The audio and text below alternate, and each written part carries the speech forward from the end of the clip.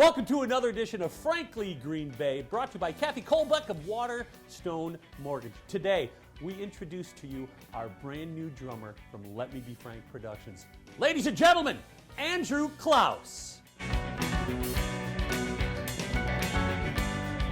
Welcome to another edition of Frankly Green Bay. Got my buddy, our brand new drummer, Andrew Klaus. How's it going, buddy? Good, how are you? What's it like being the new drummer? Oh, it's awesome. Dude, this will be your second show, right? Christmas coming up. So the first thing I got to ask you, when we asked you to join, of course we know how good you are and what you've done. But what did you think about Let Me Be Franks before you started? Oh, weird question to start, but honestly, the thing that I thought it was going to be like this, like a show choiry, Okay. Because my only experience doing things like this was like in high school doing musicals and show choiry. So I thought it was going to be this really, really proper group of people. Yeah, doing choreography all the time like that. You grew up in a musical family. What's it like having a dad that is probably the best guitar player in the area? Oh, it was a lot of pressure growing up. Was it? Yeah. Because did he want you to play right away?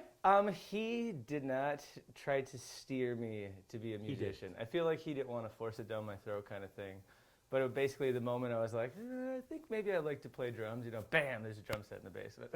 Oh, because you could get it. How old were you then? I think I got my drum set around 8th grade.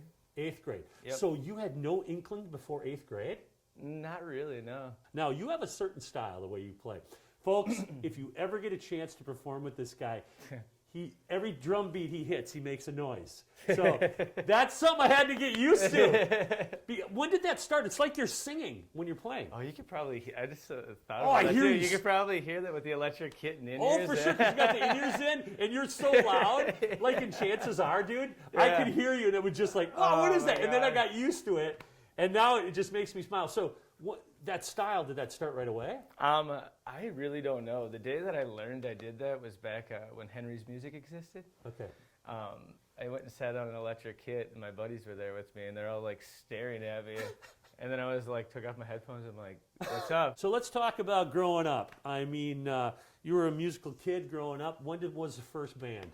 My first band was called Next Week's News. And that was with my buddy Ryan Perenboom, Luke Allstein, Eric Maloney, Jonathan Pierce. It was a good time. Was it? Was this in high school, or when was it? Yeah, this was in high school. It was my first, my first time just hanging out with my buddies. We wanted to write songs, and we wanted people to, you were doing original stuff. Yeah.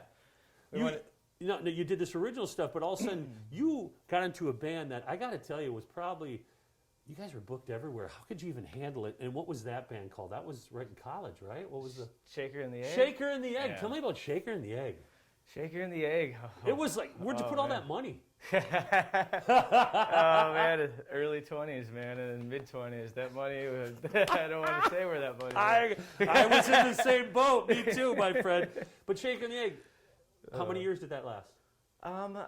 So I wasn't the original drummer. No. I joined that band, I think when I was around 22 or 23. I think I was in it for 4 or 5 years. Well, hey, join us next week as we get to talk to Andy about Let Me Be Franks and about the next show, our Christmas show. Will you wear the same shirt?